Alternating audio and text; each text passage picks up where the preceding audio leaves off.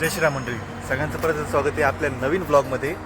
तर आज आपण एक स्पेशल ठिकाणी जाणार आहे जे की महाराष्ट्रामध्ये खूप फेमस आहे. ते ठिकाण म्हणजे नेवासाजवळ दत्त मंदिर, ज्याचं नाव आहे देवगड. चला आजच्या ब्लॉगला सुरुवात करूया. आणि ब्लॉग कसा वाटला हे नक्की सांगा. लाईक, शेअर, सबस्क्राईब करायला विसरू नका. चला.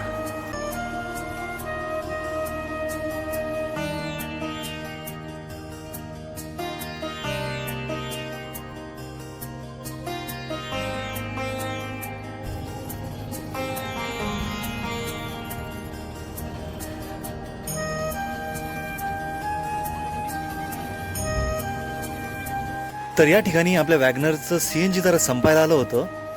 बरं झालं, रस्त्याने जाता जाता हे पेट्रोल पंप दिसलं आणि इथे पटापट CNG भरून आम्ही पुढच्या मार्गाला लागलो.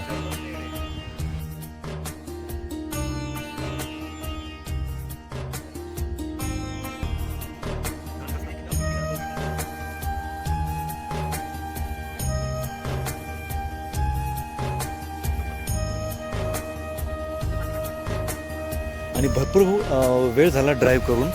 तर मध्ये जाता जाता एक रसवंती दिसली जी अशी लाकडावरची होती. तर तिथे काही वेळ थांबून आम्ही सर्वांनी रस पिला. आणि मेन म्हटलं तर याच्यामध्ये जे बाबा आहेत त्यांच्या नुसता आवाजावरती त्यांचा बैल चालत होता. तर आता आपण आलो आहोत देवगडच्या कमानीपाशी. देवगड हे नेवासापासून 14 किलोमीटर अंतरावरील मुरमे गावाजवळ उंच ठिकाणावर वसलेले देवस्थान आहे. सदर देवस्थान परमपूज्य श्री किसनगिरीजी महाराज यांनी स्थापन केले. तर या क्षेत्राचा विकास श्री भास्कर गिरीज महाराज यांनी केला. देवगड मंदिराची वास्तू ही अत्यंत देखणी असून भव्य असे प्रवेशद्वार भाविकांचे लक्ष वेधून घेते, जे की आपण आता समोर बघतच आहात. येथील प्रमुख मंदिर हे दत्त मंदिर आहे. संपूर्ण मंदिर राजस्थानहून आणलेल्या संगमरवरी दगडातून बांधण्यात आले असून मंदिरास 4 फूट उंचीचा सोनेरी कळस आहे. या ठिकाणी तुम्ही बघू शकता की पार्किंगसाठी खूप जागा आहे. तर त्या समोरच्या साईडला पप्पांनी गाडी पार्क केली होती आणि आता आपण जाणार आहोत थेट आतमध्ये दत्त महाराजांच्या दर्शनासाठी. इथली अशी मान्यता आहे की हे जे मंदिर आहेत दत्त महाराजांचे ते स्वयंभू आहे. ते स्वयंभू आहे का नाही ते माहीत नाही इतकं, पण इथे आल्यावरती जी शांतता लागली ना मनाला, ती म्हणजे खूपच अतुलनीय, अवर्णनीय आहे. तर चला लागूया दर्शनाच्या लाईनीमध्ये. आज संडे असल्यामुळे खूप गर्दी होती इथे. दर्शन घेताना जी फिलिंग येत होती ना, ती शब्दांमध्ये सांगणं खरंच सांगू शकत नाही.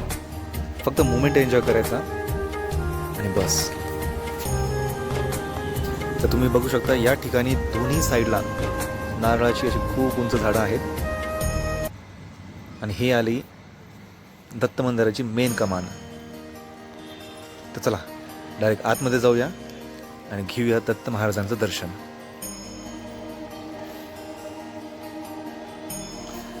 खरं सांगायचं म्हटलं की आजकाल लाईफ खूपच फास्ट झालेली आहे. पण अशा ठिकाणी आल्यावरती कळतं की मेंटल पीस ही सगळ्यात महत्त्वाची गोष्ट आहे. आता आपण ज्या किसनगिरीजी महाराज यांच्याबद्दल बोललो, तर त्यांच्याच समाधीस्थानापाशी आपण आहोत.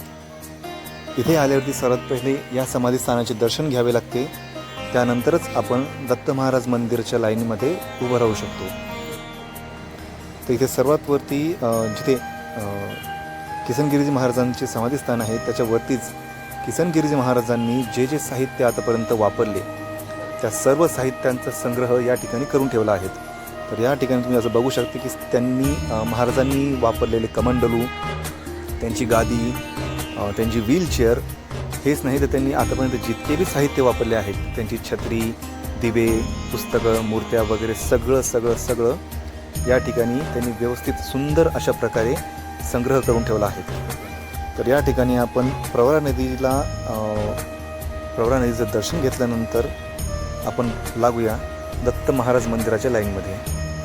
तर तुम्ही आज इथे या ठिकाणी बघू शकता की संडे असल्यामुळे खूप गर्दी आहे. नुसतं संडेच नाही तर गुरुवारीसुद्धा याच्यापेक्षा जास्त अशी गर्दी असते.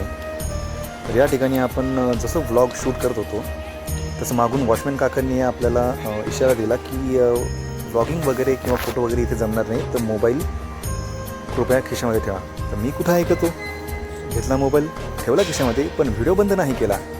कारण की आतमधलं जे दत्त महाराजांच्या मूर्तीचं दर्शन होतं ते व्लॉगद्वारे सगळ्यांना दिसावं म्हणून मी कॅमेरा चालूच ठेवला. तर खरं सांगतो, या मंदिरामध्ये जसं आतमध्ये आपण प्रवेश केला त्या ठिकाणी इतकं शांत वाटलं ना मनाला की हे शब्दामध्ये सांगणं खूप अवघड आहे. दत्त मंदिराच्या मागील बाजूस प्रवरा नदी वाहते. येथे नदीवर भक्कम असा घाट बांधण्यात आला असून नौका नेण्याची सुद्धा सोय उपलब्ध करून दिलेली आहे. मंदिर परिसरात शनी महाराज, मारुती, मच्छिंद्रनाथ, गोरक्षनाथ, नारद मुनी, मार्कंडेय मुनी, सिद्धेश्वर, पार्वती, गणपती बाप्पा, महादेव आणि कार्तिक स्वामी यांची सुद्धा छोटी छोटी मंदिरे आहेत. तर मित्रांनो, आजच्या व्लॉगसाठी इतकंच. भेटूया पुढच्या व्लॉगमध्ये.